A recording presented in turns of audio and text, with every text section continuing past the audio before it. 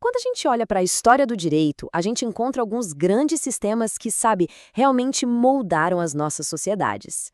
Hoje, nós vamos mergulhar em um dos mais fundamentais e influentes de todos, o direito hebraico.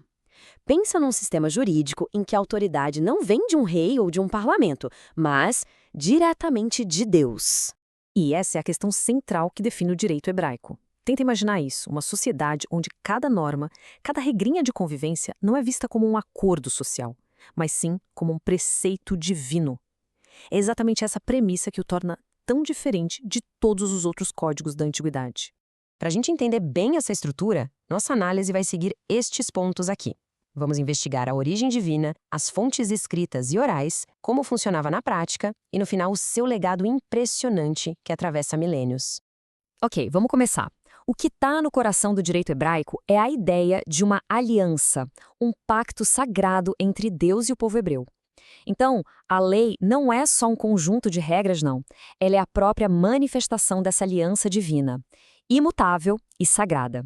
Agora, esse slide mostra um contraste que é fundamental. Se a gente pegar um sistema como o Código de Hammurabi, o crime era uma ofensa ao Estado que era personificado no rei. Já no direito hebraico, violar a lei era, antes de mais nada, um pecado, uma ofensa direta contra Deus. E essa distinção não é só teórica, não. Ela mistura completamente o jurídico, moral e o religioso, transformando a lei em parte da identidade e até da salvação do povo. Certo. Mas onde é que a gente encontra essa lei divina?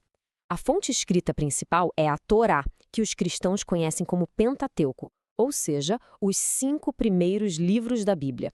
É ali que estão registrados os mandamentos e estatutos que são a base de todo o sistema jurídico hebraico. Cada um desses livros tem um papel fundamental. Gênesis estabelece a origem da aliança. Êxodo narra o evento fundador, a libertação e a entrega da lei no Monte Sinai. Levítico detalha as leis rituais. Números continua a jornada histórica. E Deuteronômio, que significa a segunda lei, basicamente reitera e consolida tudo para uma nova geração. E é dentro da Torá que a gente encontra a sua obra-prima moral e jurídica, o Decálogo, os 10 Mandamentos. Princípios como não matarás, não furtarás, não darás falso testemunho, são considerados a verdadeira constituição do povo de Deus. E tem uma ressonância ética que, atravessa milênios e influencia o pensamento jurídico ocidental até hoje. Mas a gente sabe, uma lei escrita, por mais que seja divina, precisa se adaptar às complexidades da vida. E com o tempo, claro, surgiu a necessidade de interpretar e aplicar os mandamentos da Torá a novas situações. Essa tradição de interpretação, que foi passada de geração em geração, deu origem ao que se chama de lei oral. Essa lei oral foi finalmente compilada na Mishnah lá pelo século III. E depois, os comentários e os debates dos rabinos sobre a Mishnah foram reunidos na Guemará. Juntas, a Mishnah e a Guemará formam o Talmud.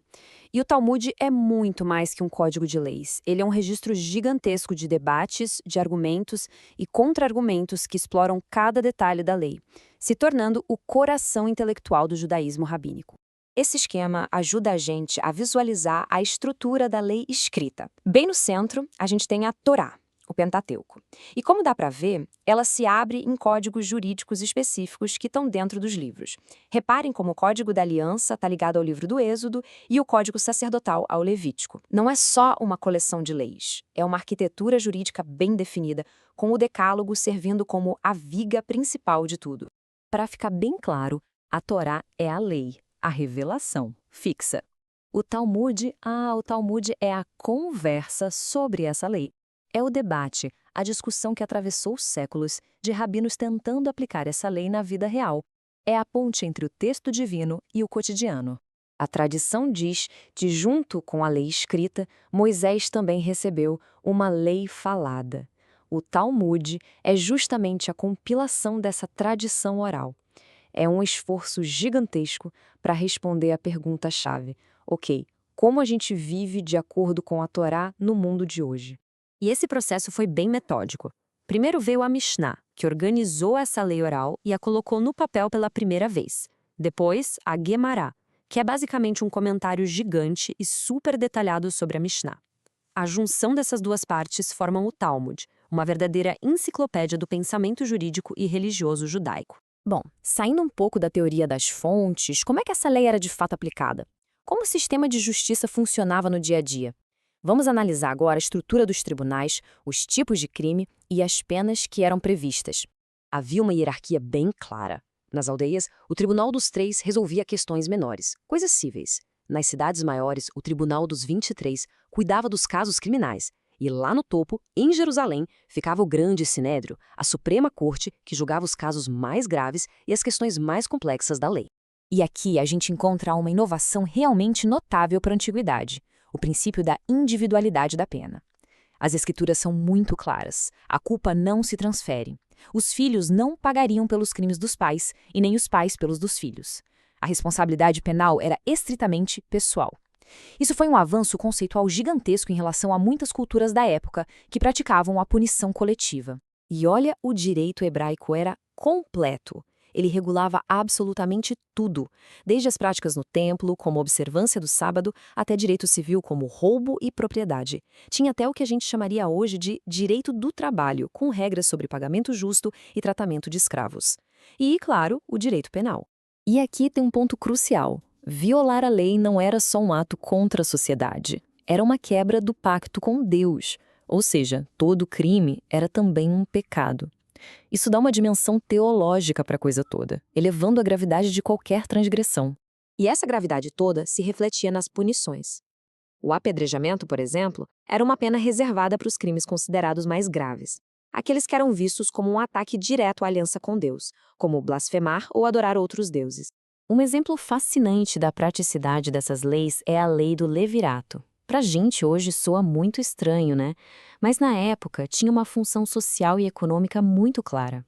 Proteger a viúva, que ficaria desamparada, garantir a continuidade da linhagem da família e, principalmente, manter a propriedade de terra dentro do mesmo clã. E assim a gente chega ao legado. A influência do direito hebraico vai muito, mas muito além do seu tempo e do seu povo. Seus princípios éticos e jurídicos foram absorvidos, foram adaptados e se tornaram uma das fontes primordiais para outras grandes tradições legais e religiosas.